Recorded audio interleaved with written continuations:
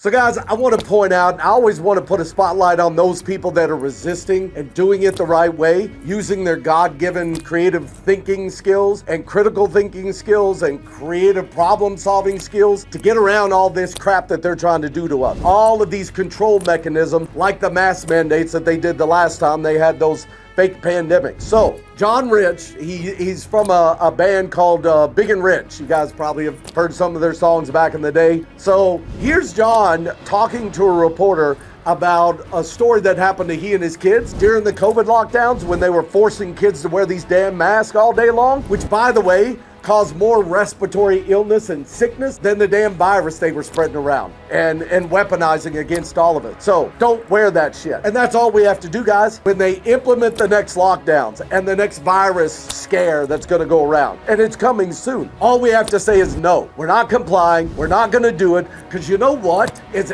every parent said, my kids aren't coming to school wearing a damn mask or getting these damn shots that are going to kill you, and nobody went to school, they would lose their funding.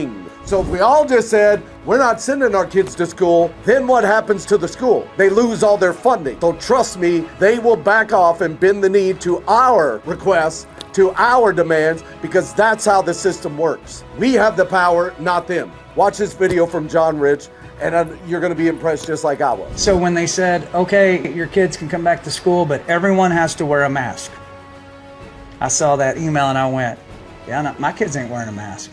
So I emailed the principal and I said, my kids are coming back to school, but they're not going to be wearing a mask. And they said, well, then they won't be allowed to come into school. So I go on the FDA's website and I look it up. What's their stance on a mask when it comes to stopping the transmission of a virus? And here's what it says.